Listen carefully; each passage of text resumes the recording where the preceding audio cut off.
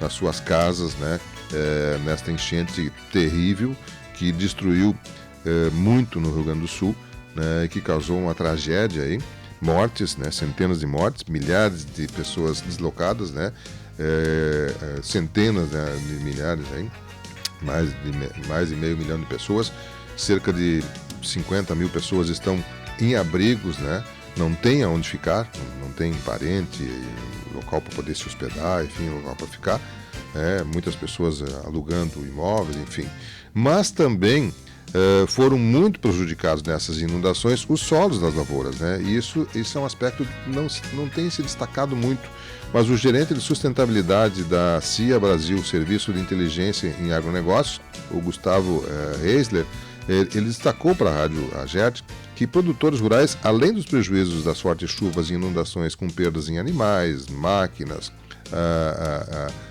propriedades, né, que sofreram com os solos, né, que vai afetar a produtividade muito nas próximas safras. É um tema bem impactante que o Eduardo Lenz nos traz através da Rádio AGERT.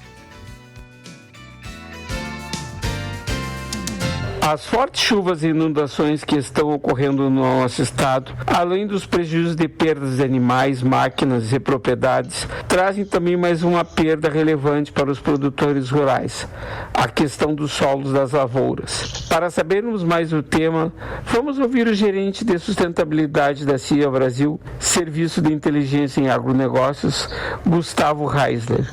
Um grave prejuízo para os produtores, Gustavo?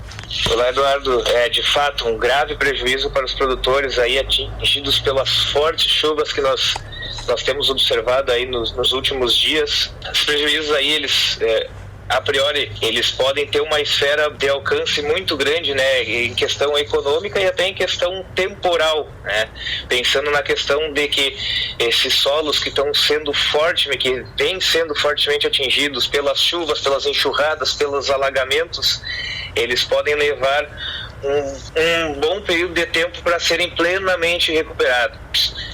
Te diria, Eduardo, que um grande ponto que a gente tem que considerar nesse sentido é que nós temos vamos colocar como uma desestabilização, uma desestruturação do solo em 3 esferas distintas, né? Nós devemos pensar o solo tanto nas características químicas quanto físicas e biológicas. E nós tivemos prejuízos significativos nessas 3 esferas, por assim dizer. Vamos partir aí da premissa de que esses solos, nós vimos casas sendo arrastadas pelas fortes chuvas, pelas fortes enxurradas. Imaginem o que isso não causa em termos de solo. E o solo, como um organismo, ele tem as suas camadas, justamente suas camadas mais férteis, compreendidas nas camadas mais superficiais do solo. E são justamente essas camadas que foram as mais afetadas por essas fortes chuvas.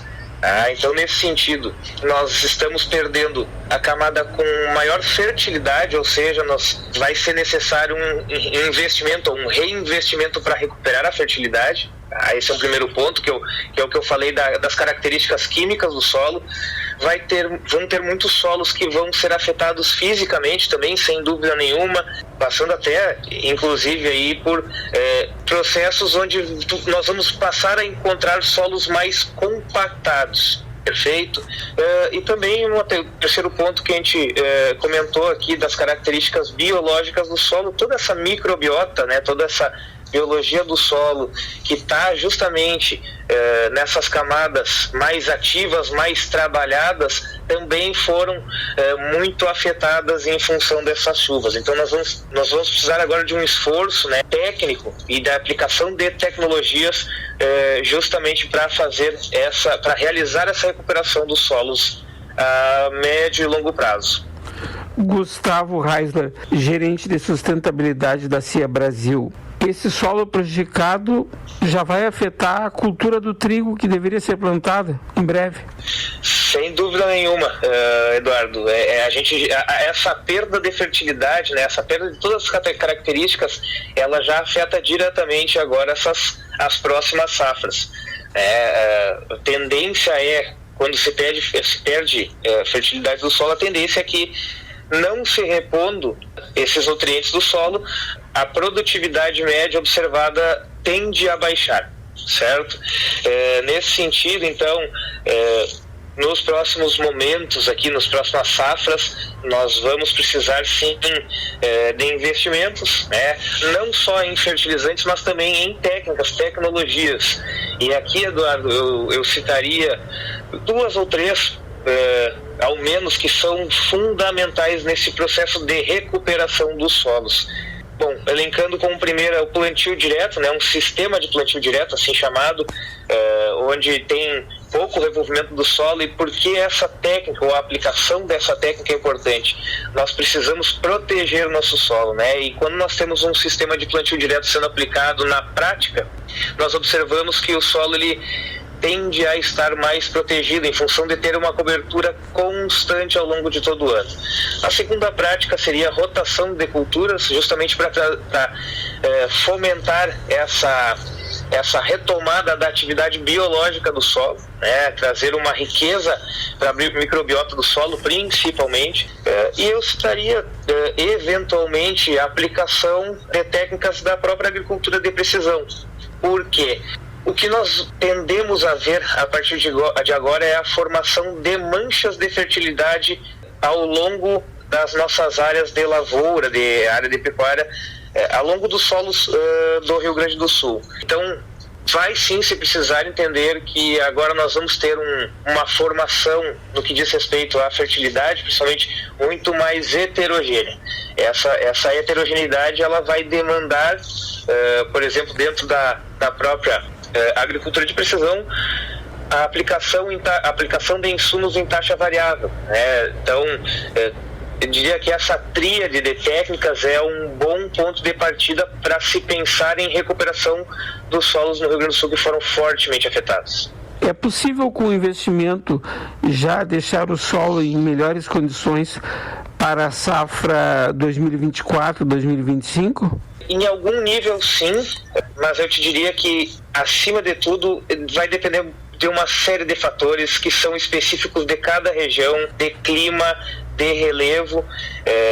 Áreas que foram menos afetadas tendem a ser recuperadas mais facilmente, mais rapidamente, mas nessas áreas que foram fortemente afetadas, eu diria assim, existe a chance de se executar alguma recuperação do solo até a próxima safra?